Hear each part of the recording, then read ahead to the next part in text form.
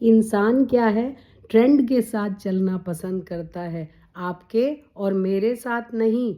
15 साल पहले तक देखिए, शिरडी के साईं बाबा के दर्शन हर एक को करने थे। उसके बाद समय आया, हर एक को बालाजी के दर्शन करने हैं। और आज देखिए क्या ट्रेंड चल रहा है, हर इंसान को खाटू श्याम के दर्शन करने हैं। इसी तरह एक समय था जब भारत में महिलाएं पुरुष लंबे लंबे चोगे पहनते थे, लंबी लंबी ड्रेसेस पहनते थे।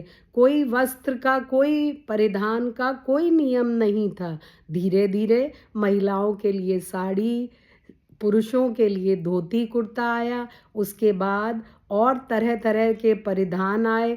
महिलाओं में स्कर्ट्स आई, शॉर्ट स्कर्ट्स आई, और आज देखिए फिर से लंबी ड्रेसेस ट्रेंड में आ गई हैं। इसी तरह पुरुषों में तरह तरह की ड्रेसेस आई, सूट्स आए और पैंट शर्ट आई, टी शर्ट आई, निक्कर आई। और आज फिर आप देखिए कोई भी ओकेजन हो, हर एक को कुर्ता पजामा और एथनिक ड्रेसेस पहननी है।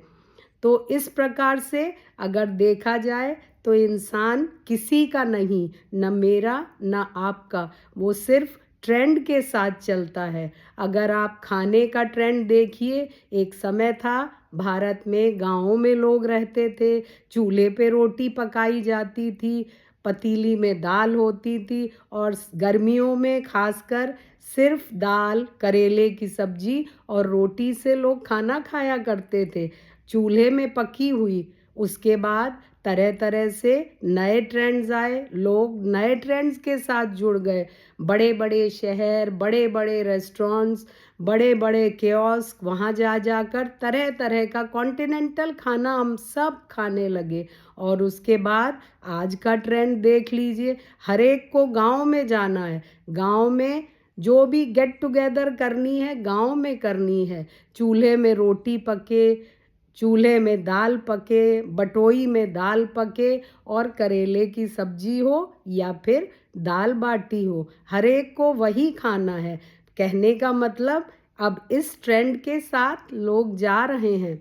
इसी तरह एक समय था लोग गांव में झोपड़ी में रहते थे, फिर उसके बाद धीरे धीरे समय आया, शहरीकरण हुआ, हर एक को बड़े बड़े शहरों में रहना है, बड़ी बड़ी अट्टालिकाएं बनी और बड़े बड़े शहरों में लोग रहने लगे। और फिर ट्रेंड बदला, फैशन बदला, और आज आप देखिए जिसके पास थोड़ा सा भी पैसा है उसको एक फार्म हाउस गांव में बनवाना है, गांव की तरह जीवन जीना है, गाय पालनी है। और झोपड़ी नुमा आप जितने भी फार्म हाउसेस देखिए, ज़्यादातर उनमें से 95% बिल्कुल झोपड़ी की तरह बने होते हैं।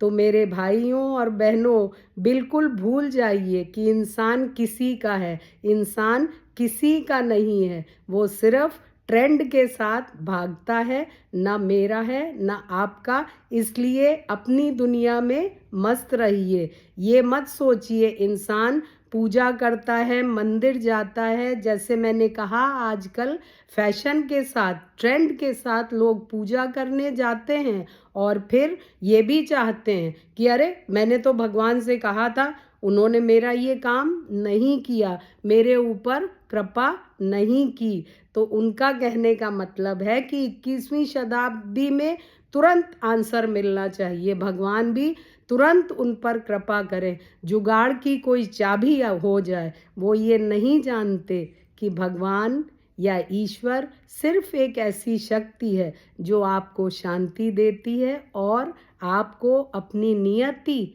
अपने प्रारब्ध से लड़ने की, अपने प्रारब्ध को स्वीकार करने की शक्ति देता है, वो है भगवान।